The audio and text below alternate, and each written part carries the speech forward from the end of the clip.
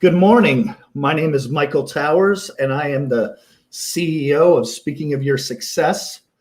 And that's the first thing I'll address because CEO, Chief Executive Officer of a company here in Halethorpe, one location, an office on my property. I started the company for a tax break. I needed the email exchange and wanted a website.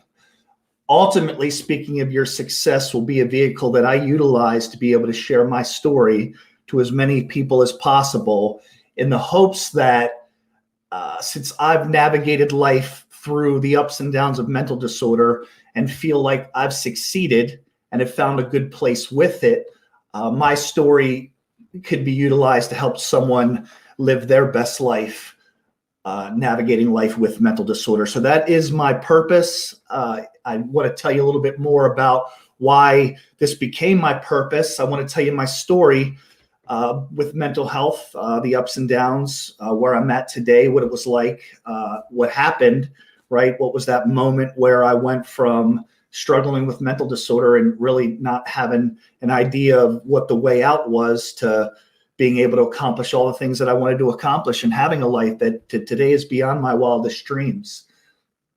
So let me start with the why. And I'll get into the why as my story goes on. Now, as far as how long this takes, as long as it needs to, I guess. I've shared my story hundreds and hundreds of times with regards to alcoholism and my recovery from it. But mental disorder is not something I've really shared my life story. So as far as what that time frame looks like, I'd want to value your time. But the good thing about live is you can log on and off whenever you want. I would ask that if you can share in the comments, let me know that, where you're from. We probably know each other. I'd like to know if this is your first time, anything that you got out of this, any questions, you can always hit me in the comments. I will answer them. I can also you can direct message any questions that you have, and I'll answer those too. I have been able to utilize social media to help some people that have heard my story or heard my videos or seen my posts. So this has been beneficial. I know that live provides me with an opportunity to reach a lot of people, and that is why I'm going to try to do this daily. Today will be my story. Then going forward, I will use my story, but it'll be about education, research, topics out there today, tips on how to live your best life with a mental health condition. When I was in college, I didn't have any reason going into Frostburg State in 1995 that I couldn't do it. I had about a 3.3 grade point average in high school. I played sports. I got 1060 on my SATs. Nothing told me that when I ended up on campus at Frostburg that I would struggle. What I didn't know is the amount of freedom that college provides. That first morning I had to wake up and go to my 8 a.m. math class. I didn't have my mother in my dorm room screaming for me to go to school. Football at Frostburg didn't require that I attend. So given a choice whether I was going to go to my 8 a.m. or not, I most often chose not to. I think the only time I woke up after the first couple of weeks, and the only reason I went the first couple of weeks to check out what chicks were in class, honestly, to see how cool I was compared to the other students. But the only time I think I woke up after that was the time we got a foot of snow and all classes were canceled. And I remember getting up and trying to get my roommate up. And he's like, Mike, I get up every day for my 8 a.m. class. This is the only day that I can sleep. Please leave me alone. So, but I got there and I could drink and come home anytime that I wanted. And there were no consequences. I could smoke marijuana and didn't face any consequences. And really, it was like the wild, wild west at Frostburg State University. And that semester I finished with an F, 2 Fs, a D, and 2 Bs. And I think one of the Bs was in orientation. So I wasn't successful. I left Frostburg State. I went to Carroll Community College in the hopes to turn it around. And my next semester at Carroll Community College with the same freedoms, I got 2 Fs, a D, and 2 Bs. So not much had changed. So I did manage to get my grades up enough to go to Shepherd College. I wanted to play football again, which I did. I went off to Towson, but then after finding rugby And for any of my rugby teammates that watch this still remember my time at Towson very well. I didn't really attend class. I loitered. I had a meal card and I ate and played rugby and didn't do much school at all. And by the fall of 1998, I had dropped out of college completely. I remember saying, you know, as long as I was drinking the way that I was drinking, I wasn't going to be able to succeed. So I decided to quit drinking November 13th of 1998. And when I went into the spring semester in 1999 with the idea that my problem in life was alcohol and I quit drinking, I figured that school I could be successful, I would crush it, and that's what I decided to do. And I went into the spring semester with my number one focus being college and succeeding in college. But without alcohol and marijuana, my number one problem was my inability to focus. I knew I had ADHD growing up, but like I said, in high school, I had denied really any treatment for that, didn't take meds. I can get into that in a little bit as to why I didn't do that, but I still succeeded. So here comes this ADHD. At that point, I really didn't, know that was my issue. Just that drinking was my problem and I quit drinking, but I'm struggling with a whole host of new problems. And in the spring of 1999, I had to take a full medical withdrawal. And I remember sitting outside the admin building, having taken this full medical withdrawal and, thinking that I would succeed now that I stopped drinking, and I'm a failure. And I don't know why. I have no idea what's wrong with me. And I can remember crying because I was clueless. And I remember getting in my car and driving away from Towson University. And I looked in the rear view and saw Towson, and I punched the rear view mirror off the windshield because I didn't want to see me driving away from Towson. So I went on to treat my mental health condition. I did so because it was court ordered, which I'll get into. And when I did that and I was treating my mental disorder, I went back to college and I earned 2 degrees. And the moment I had success, I remember that moment on that bench outside the admin office. And my whole purpose at that point became wanting to sit down on that bench with me and tell me how it can get better, how it doesn't have to be that way. That if I accepted my mental disorder, if I treated it, I could accomplish anything that I wanted to accomplish and live a life beyond my wildest dreams. My message has always been that no matter your hurts, your past mistakes, or your diagnosis, you can accomplish anything. And you can have a life of your dreams. And that's what my purpose became. And shortly after that, I started speaking to colleges and universities. And it was amazing talking about alcohol, partying, poor priorities, unhealthy relationships in college, and mental health. 67% of students that drop out of college do so because of a mental disorder that's been undiagnosed. And, so people are failing out. They're doing it because of mental disorder, and they don't know. They don't know that there's a solution, and if they choose that solution, that they can succeed. And that is why I'm doing all of this. I'm not, compensated right now for any of this. I mean, my goal ultimately is to be able to speak. I got a speaker coach in October, and as part of his program, he wanted me to be a leadership speaker, which was very confusing to me because I wanted to speak to Mike on the bench. I wanted to use my story to reach people that failed at the level that I failed at and succeeded at the things that I succeeded at, and to feel that sense of accomplishment when you succeed, that you went from where I went from completely hopeless to full of hope, with the confidence that I knew I could accomplish anything that I wanted to.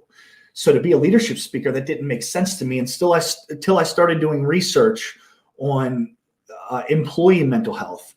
I am actually listed on the Society for Human Resource Management. Their website is a speaker on their Speakers Bureau. I know that there's some executives there that are rooting for me. I know the Speakers Bureau is rooting for me. So if you're a human resource professional, what I decided is that since most people spend the majority of their time at work, that I could make the biggest impact in the workplace. And then if I went to the workplace and I helped leaders change company culture to make the workplace healthy for people with mental health conditions, or I helped employees with how to manage working and taking care of their mental health, that could reverberate, that these people could go home and pass this on to their loved ones and their community. And I could have the biggest reach as a leadership speaker in human resources. So that's ultimately what Speaking of Your Success is about. And what all this is about is to become a professional speaker, speaking to organizations. I've written some amazing programs like Extreme Mental Health Makeover and Person-Centered Leadership. An Exceptional Leader Cares is another one, where CARES is an acronym, and it's all about changing company culture to help people in the workplace with mental health. 70% of people at this point say that their workplace contributes to their mental health issues, and 9 out of 10 people saying their supervisors aren't doing enough to help them with workplace stress. So when you have people that are unhappy, look at 2020. So many people were hurting in 2020. And now all of a sudden you can see by traffic that people are going back to work, and they're going back to work hurting. So they're hurting, and they're going to enter the workplace, and they're not going to be met with a place that's healthy for them if it wasn't healthy for them before. So again, my goal is to go to places like this and say, this is how you can create an environment that's good for people with mental health issues, or really anyone. And I can promise you, if you pour into the people that you lead, profits will go up, plain and simple. So, here's my story. I'm at the 11-minute mark. Some research that I've done is I want to speak between 10 and 15 is the minimum, and not to speak more than 60 minutes. But again, check in, check out, whatever it is. Certainly there'll be a replay of this. I'll be telling my story every day at 9 a.m. and finding ways that I can help you with yours. I want to use my story to help anyone that wants to rewrite theirs, plain and simple. So again, use any of the comments here. Tell me who you are. Do I know you? Does this resonate? What you'd like to hear more of? And if you have any questions, absolutely ask me those. I will address everyone that leaves a comment, and I'll try to give you shout outs as you do it. So growing up, I can remember always being on some type of behavioral, something to represent my behavior. For instance, in kindergarten, the teachers would do a calendar, and every day I would have a frowny face for bad behavior, a straight face for, regular behavior, and I actually don't know what a straight face meant, but smiley face if I was good. And I can remember in kindergarten getting a lot of frowny faces and deciding that I was going to make my own smiley faces and use a glue stick and glue them on. And I thought it was brilliant. And it tells me a lot about who I was as a kindergarten, because I was hustling and shucking and jiving that early on. But obviously my parents could see right through the fact that this wasn't the calendar. This was stickers that I made and glue sticks. So I wasn't much of an artist. But, again, kindergarten, how's Mike behaving? I remember in the 3rd grade, I would get a red slip if I was bad, and a green slip if I was good.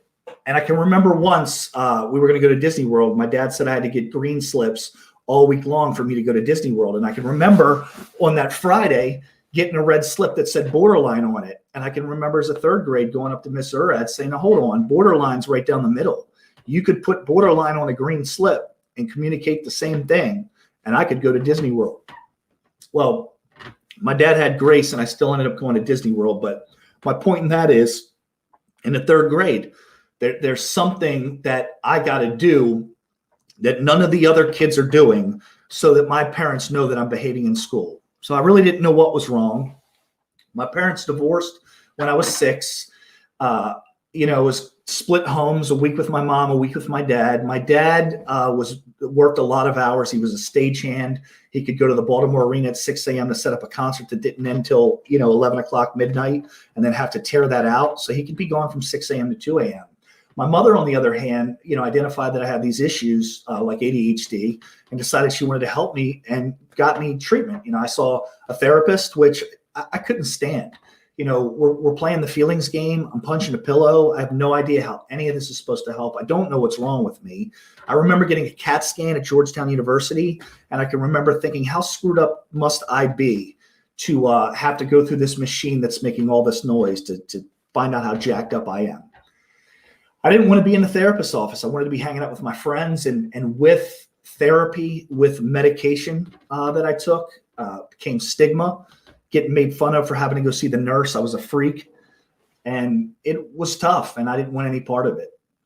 One thing I did tell my mom was that the Ritalin, and what she said I said was, made me stop hearing the voices that told me to do bad things.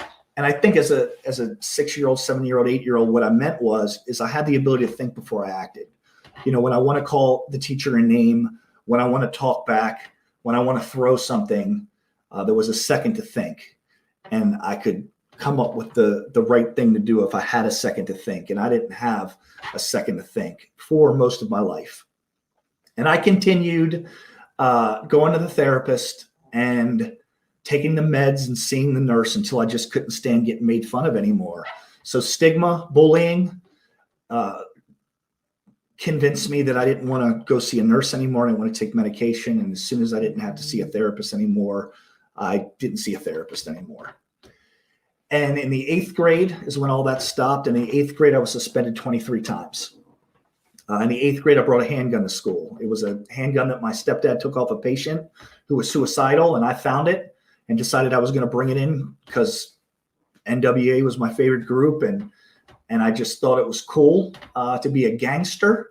I showed that gun off. I can remember that I was extorted all day, that if I didn't give up my lunch, my chicken nuggets, that they would tell on me. And I managed to get out of school with that gun. It was a month later, I'd given that gun to somebody else who gave it to a friend who then brought it to school. And a month later, he was caught. And then it came back to us. And I told the principal, Mr. Piles, I had no idea what he was talking about.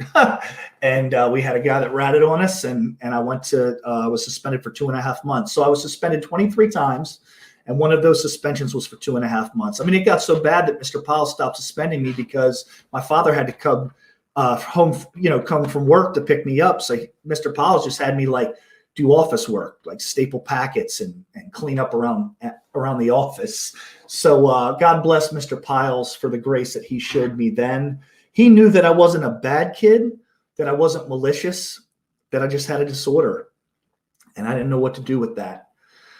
And so that's the way it continued. In high school, I wasn't suspended as much. I think I was suspended 6 times or 9 times my freshman year, 5 or 6 times my sophomore year, and maybe twice my junior and senior year. So things had gotten better. And I don't know exactly what, that better or why. Probably sports, probably good friends. There are probably a lot of things that contributed to it. And as I go on with these, 9 a.m. lives, talk about what it means to have good friends, good examples, what it means to exercise, to have hobbies, how these things help when you have a mental health condition. When senior week happened, I really decided to take my first drink and start partying. And I found very early on that once I took a drink, I couldn't stop. And, in college, I never took a drink and then circled back to my accounting homework or studying for my statistics exam. Once I drank, I couldn't stop. And me wanting to graduate and get a degree and drinking were on 2 separate roads, and they were never going to intersect.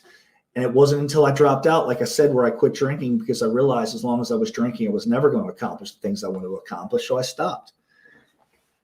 And then it was a semester later where I realized that I had some difficulties, that if I wanted to succeed, I was going to need to treat my ADHD. And that's all I thought it was at that point, was ADHD. But here's the deal.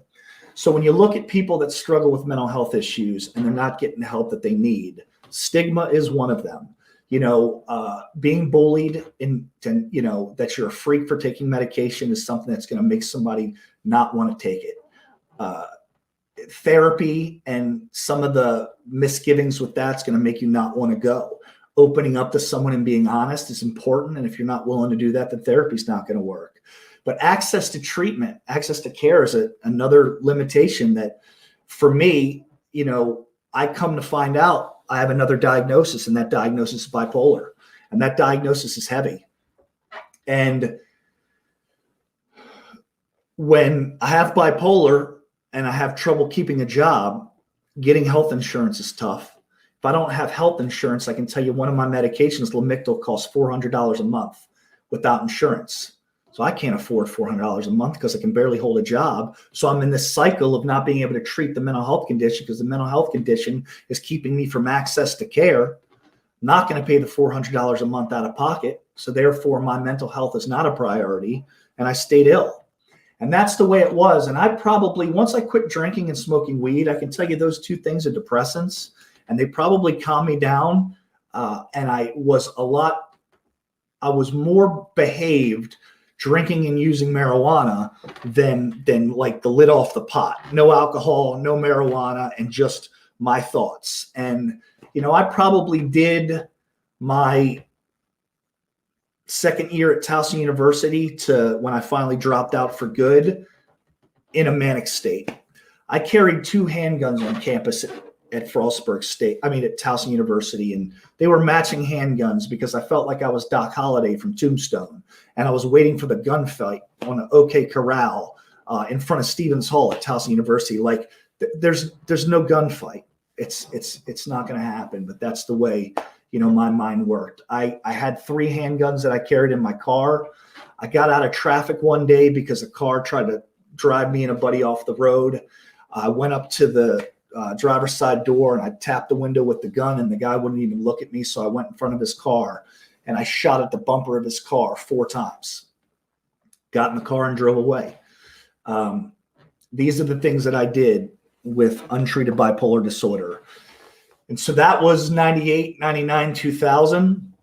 I had a cork board at home that was full of court dates. I drove 110 miles an hour everywhere I went.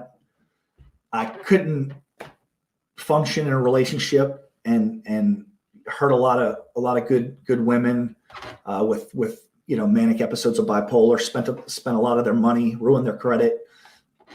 Just a mess. So I end up getting into 2004, and things were good. I had a decent job at the Baltimore Convention Center as a shop steward. I was living with a buddy who was a good influence, and everything was going well. I was at that point 6 years sober, but 6 years, not treating bipolar disorder. It's like a sobriety that, all these events happen. I got in trouble, and it's like, where's your sobriety at that you would get in all this trouble? And it's just hard to explain for someone that doesn't understand that bipolar disorder is this animal. It's this thing with manic depression that with a person with manic depression, a book that I love says that a whole chapter can be written about that person. And I was writing that chapter. In 2004, my dad was sober too. He actually led me into recovery, and he relapsed. And I went to go see him at work, and he was under the influence. And I realized that my hero, the guy that led me into sobriety, had relapsed. And I remember what that looked like. I found my dad overdosed on the floor January 8th of 1998. And they told me he wasn't going to make it, that he was going to be tied to machines, and we were going to have to come back and decide whether to pull the plug or not. And I remember he made it. I remember he went right into rehab and did about 4 days in that rehab before insurance kicked him out. And I remember picking him up. And I remember when I picked him up, I pulled a gun out of my center console and I put it on the dashboard. And I said, if you drink again, I'm going to kill you. Because me and my sister and my brother are so sick of this. And that's how I felt. And when he relapsed, it was all that stuff came back up. And that night I made a horrible decision. I was with a buddy and convinced him to go knock over a store because I knew it had a lot of cash, and I just didn't want to feel. And I wanted to take that cash, go to Atlantic City, just manic, and no ability to think this through. I had $1,500 in the bank account. I didn't need to be a burglar, but that's what I did. That's how I acted out. And I guess looking back, I'm glad I didn't drink because that could have been disastrous. But that's what I did. And that next morning, I was arrested for second-degree burglary. I was looking at 33 years in jail. And, again, like that bench at Towson University, what was wrong with me? I'm not a burglar, right? I shouldn't be going to jail for 33 years. And I hadn't put 2 and 2 together that my mental disorder was the cause of any of this. I was just completely hopeless and had no idea what was wrong or what to do. I went to court in February of 2005, looking at 33 years in jail. I had a great lawyer. We ran that trial like something out of TV. We had witnesses, and we talked about people with bipolar. There was a center for the Oakland Raiders who was going to play in the Super Bowl, and the night before the Super Bowl, he went to Tijuana and drank and never made it to the Super Bowl. Right, Barrett Robbins. He had bipolar disorder and missed the Super Bowl. A couple years later, he was broke into a mall in the middle of the night and got shot a couple of times by police officers as they tried to arrest him for breaking into this mall. I talked about Justin Strelswig, who was a tackle for the Pittsburgh Steelers, who drove his truck on the wrong side of the road and pretty much committed suicide in his truck. And these are people with bipolar disorder. And so the judge had his couple minutes, right, where the judge is going to say what he has to say, and then he's going to sentence me. Now, going to court that day, the sentence recommendations for me were 18 months in jail. So essentially, the state is saying this is what Michael should do for the crime he committed. And I can only tell you that 18 months in jail, like I was just shocked. I didn't bring a toothbrush. I had no idea how my bills were going to be paid. I was in just this state of shock. So the judge said that when he was in college, he had a roommate that had bipolar disorder. And his roommate got in a shootout with the police outside their dorm room. Now, I'll get into my faith, God, and all those things as I continue along because it's a big part of my recovery. But only God could I be sitting in front of the judge. There were other judges in Carroll County, and if I would have sat in front of either one of them, I'd have done all of those 18 months, if not more. But I got the judge that had the roommate that had bipolar, got shot in front of their dorm. And the judge said to me, Michael, if you don't get help for your bipolar disorder, you will come to this court again, and I will end up sentencing you to jail for the rest of your life if you're lucky, because if you're not, you're going to die a violent death. And he sentenced me to 5 years in the Department of Corrections. And then he said that he suspended all of it and then hit the gavel. And there was a gasp in the courtroom because I just went from the clutches of 5 years in jail to walking out of that courtroom because the judge was going to give me a second chance. The condition was that I got treatment for my mental health. I got treatment for bipolar. And so I got a court order to see a psychiatrist, and I found an amazing psychiatrist, Dr. Chiavarelli, amazing, saved my life. And I began this process. And, the first appointment, actually wasn't the first appointment. We went on, with appointments. We found some medications that worked. I was treated. At that same time, I had my first apartment.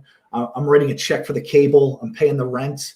I'm doing things that were never possible. I slept from my dad's house to couch to couch to couch. I mean, that's the best that I was going to do, managing my finances and doing life with bipolar. But now that I'm treated, I got this great job and an apartment and I'm paying bills and I'm doing life. I'm successful. And then I get a phone call from my psychiatrist, and he says that the Depakote that I'm taking is destroying my liver and that I need to come off of it right away. And in doing that, we're going to increase the Lamictal, which was the only other mood stabilizer that I was on. And then I was going to need to take more Seroquel. And I'll get into the life-saving properties of Seroquel as I go on, but I can only tell you at that time I hated Seroquel. See, I like to be the life of the party. I like to say the witty stuff and be funny and thinking with my full capacity. And Seroquel was not that. It slowed me down a bunch. It made me sleepy. It did not make me want to do anything. And I thought it took away my edge. Now leading up to that point, I mean, being a cat burglar and college dropout and a lot of other things, my edge wasn't much of an edge there. But, at this time, things are going really well. And now I'm off the Depakote, but I refuse to take the Seroquel. And I think that was Thursday. By Saturday, I wasn't Jesus Christ, but I was a prophet. I was flying high. I wasn't ready to jump off a building, but I was as manic as it got. And on Saturday night, I got a call from my stepdad, and he had heard that I was, some of the things that I was saying to my dad and my mom, and he was really concerned. And he said, Michael, you need to take double your medication, double whatever your Seroquel is, take double. And if it doesn't knock you out, you need to see a psychiatrist and you need to have them knock you out. And I did. And I listened to him. And on Monday morning, my psychiatrist called me and he said, you need to come in and see me. So I came in and saw him. And he said, Michael, I've never seen a bipolar that snaps out of control as fast as yours does. And what I heard was, is all of my problems my entire life have been bipolar. Every teacher, every friend's parent, every my principals, the cops and the judges all said the same thing. I don't know what is wrong with you. You're a good kid. I don't know how you could do this. When he said he's never seen a bipolar snap out of control as fast as he has, and he's been in the field for 30 years, what he's saying is your bipolar is serious and it's going to ruin your life. And he put me on a drug called lithium, and lithium changed everything. Lithium has been my drug since 2006. Doctors don't even know how it works. It just stabilizes bipolars, some bipolars. Kurt Cobain wrote a song called Lithium, and that's what I took. And I took it and another mood stabilizer, Lamictal, and for the most part, it was the secret recipe for me and success in life. That was 2006 that we got the meds right. In 2007, I went back to college. In 2009, I earned my first degree. In 2012, I earned my second degree. I had probably the third best job in my union as the shop steward at the Baltimore Hilton. I was an account executive for an audiovisual company. I got married and was happily married. And in 2010 was the culmination of all of that. Life was amazing, and all of it possible only to mental health treatment and medication. And I guess in 2010, I had an amazing job, but I was working 80 to 90 hours a week. My job was high pressure, high stress, and just success, the confidence I had with it, the power that I had at the job that I had, and that life was so good, I was not seeing the fact that I was escalating again with my bipolar disorder. And I could tell you, to track it back to the very beginnings when we bought our first home, I remember buying $4,000 worth of Robert McClintock art. So the same artist, $4,000. I'm not an art dealer. I don't even know what good art is. I loved his artwork, but I didn't need to buy $4,000 of it.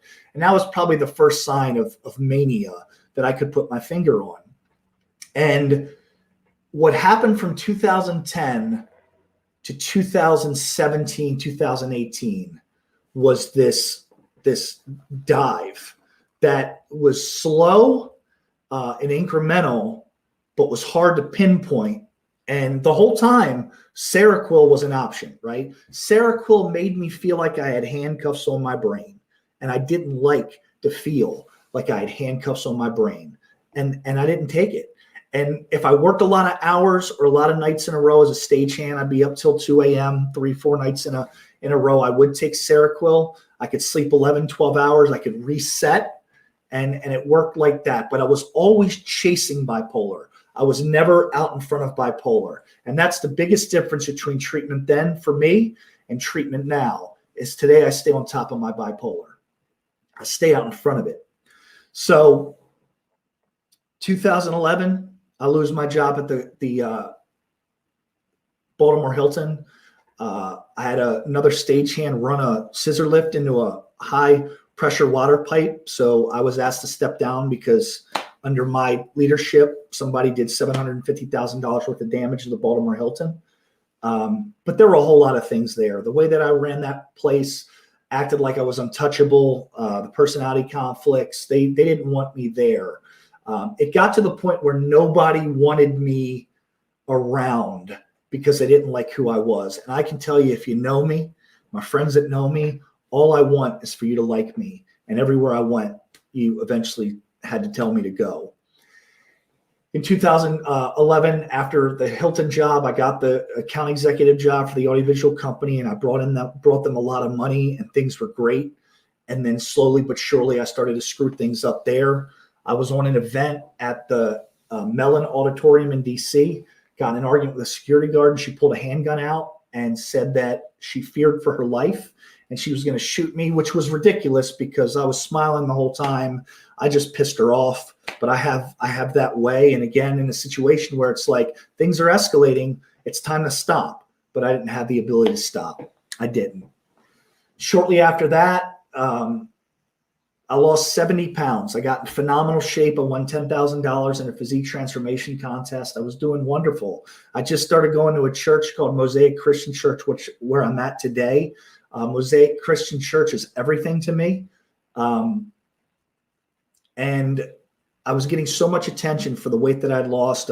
My best friend today, Jonathan, pastor, wanted to go into the weight room and me to teach him how to lift weights and put on muscle, which I did. And I just felt like with all this attention, and I just won this contest, that I was probably going to not make my workouts and start eating like crap because I had nothing to do it for anymore. And what I decided was, and this is a bipolar mood, because I told no one, I didn't get any advice. I just decided this is what I was going to do, and I did it without thinking through the possible consequences, and I decided to take steroids. My idea was, by putting that in my system, I would make my workouts because I didn't want to waste the money. And sure enough, it worked just as I thought, and I was in the gym more than ever. But the steroids sped up, or just accelerated, put lighter fluid on the fire of my bipolar disorder.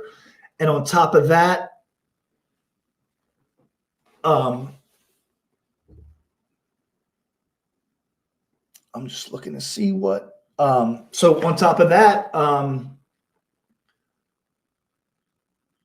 have a sex drive that's out of control, because testosterone will do that. And I'm getting all this attention. I have this sex drive that's out of control, and I start being unfaithful to my wife. And, I was in hell because I'm being unfaithful. I'm not telling anybody around me. I have all these amazing men that can help me, but I have this fear that if I tell them, they're going to leave. And so I don't tell them. And so I'm struggling with something, and I'm in a prison because I have nobody to tell. And I'm praying desperately that God helps me with this infidelity, and this lust, and he's not answering my prayer. And I remember praying desperately for God to remove my alcoholism, and he removed it right away. So I was so frustrated and so lost, and again in a place of hopelessness. And what ended up happening is my wife and I decided to move to California, which was a geographical cure for my infidelity. We did not get well there. We were so sick. At one point, she was sick for over a month. I was sick for over a month. We thought it was mold in the apartment, and I think it was just unhappiness. She was a flower that I used to water, and she was full of life, and I stopped watering her, and she was wilting, and she was dying, and we were dying. And it ended up in a fight June 1st of 2017. And we had the last fight that we would ever have, the last time I would ever see her face. And we separated. I drove across country back to Maryland because I didn't know what to do. I only knew that I needed to be around the people that I loved. I ended up in Mosaic's parking lot for the 6 o'clock service on a Saturday. I drove home, and that's where I ended up once I pulled into Maryland, and I started my recovery. But I hadn't yet figured out that this decline from 2010 to 2017 was bipolar disorder. And I can only tell you that it is very, very hard to pinpoint an issue right when you're in a marriage and things are okay and you're living in Southern California. And I'm seeing my psychiatrist every month or two. Taking the meds as prescribed. I'm doing what the doctor tells me to do. I'm in recovery. I'm serving. I'm attending a church. Like, I'm doing all the things that one who wants to be healthy should be doing. But yet, my life's falling apart. So when I came home, what I thought I was on probation, that if I did everything right and behaved, that I would get my wife back. And I got on dating apps because I didn't want to be alone. I didn't want to feel. And I did more damage on dating apps, dating women, over that year and a half than, I could possibly imagine. And the shame and guilt that comes with every time I made a mistake, thinking that, God's watching me, and that by doing that, I've taken one step further away from what it is that I want. And I hated who I was and what I was doing, but I couldn't stop. One night, I guess I was on dating apps and didn't get a date, no one to talk to, and got, lonely and wanted that loneliness to go away. So I got on Craigslist and other vehicles and started texting prostitutes to negotiate a deal.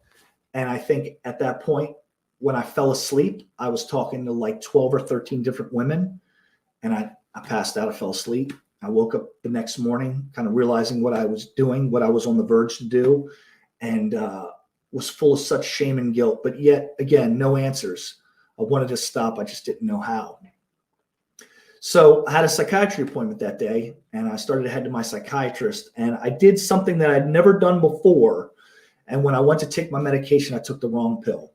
I took 150 milligrams of Seroquel, the handcuffs on the brain drug. And, for me, today I'll take 25 milligrams and sleep for 10 or 11 hours. So to take 150, my fear was I'm not going to be able to drive. I'm going to be knocked unconscious. I'm going to sleep all day. I'm going to be pulled over on the side of the road. Like this is a problem. And it's not what happened at all. What happened is those handcuffs were on my brain. And for the next 6 or 7 days from taking that one pill, I didn't get on a dating app. I didn't solicit a prostitute. I didn't look at pornography.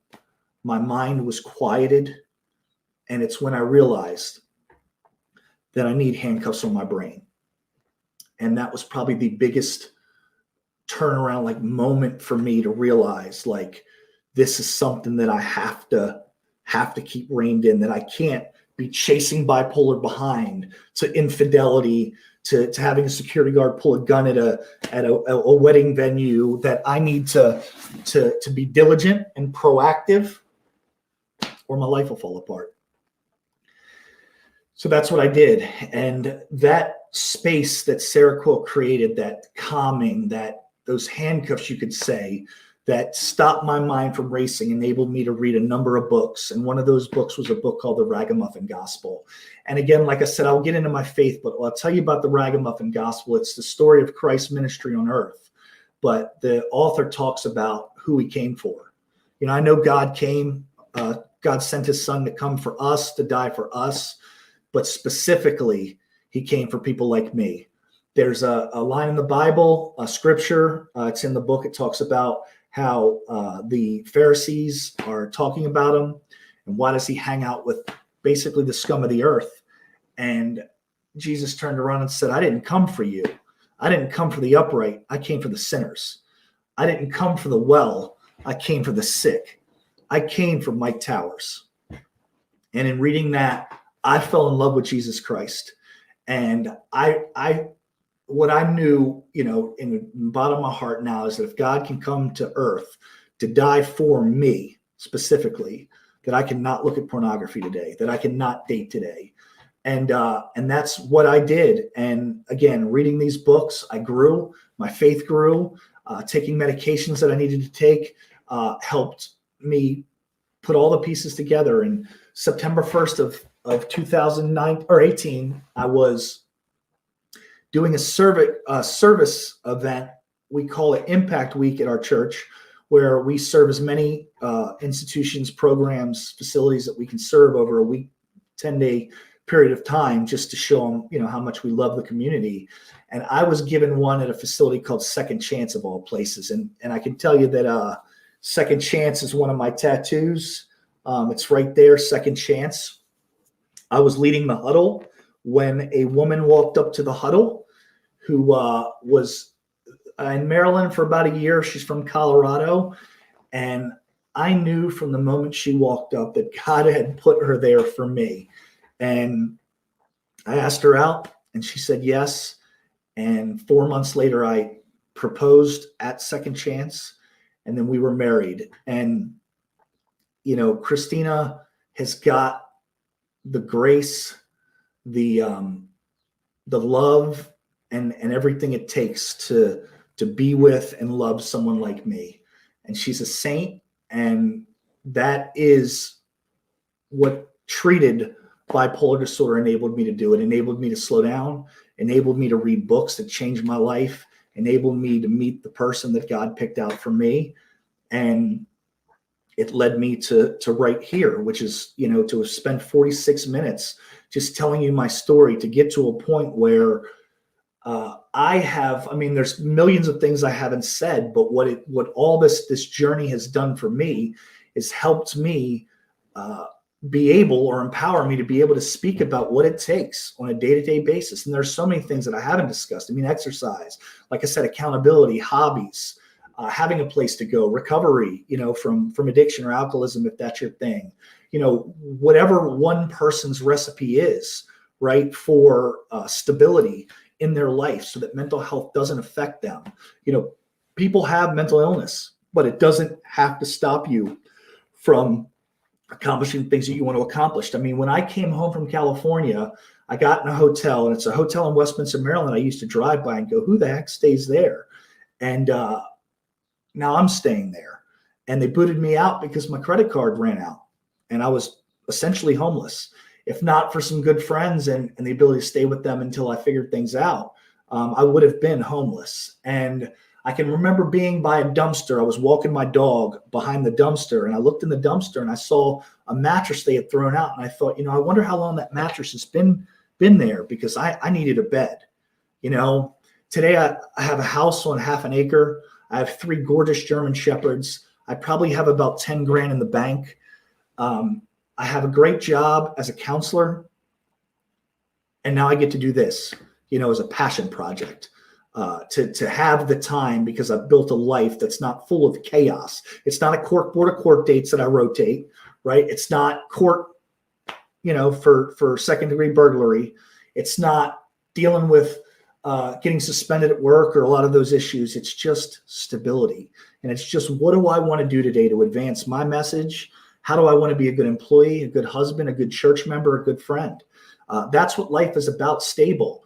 And so to be able to talk about all the things that I did to find that stability so that I could create an environment for me where I could succeed is precisely, you know, what I want to do for the rest of my life, is to just sit here and talk about how no matter, right, the mistakes you've made, no matter who's hurt you, and no matter your diagnosis, you can accomplish anything you want to accomplish, and you can have a life beyond your wildest dreams. So I'm Michael Towers, CEO of Speaking of Your Success. Seriously, if you got anything from this, please comment, please share it. Ask me any questions that you want. I really, truly am doing this to make a difference. If there's a difference that can be made in your life, let me make it. Let me make it. So thank you for anyone that spent a second looking at this. I'm honored, and you have an amazing day.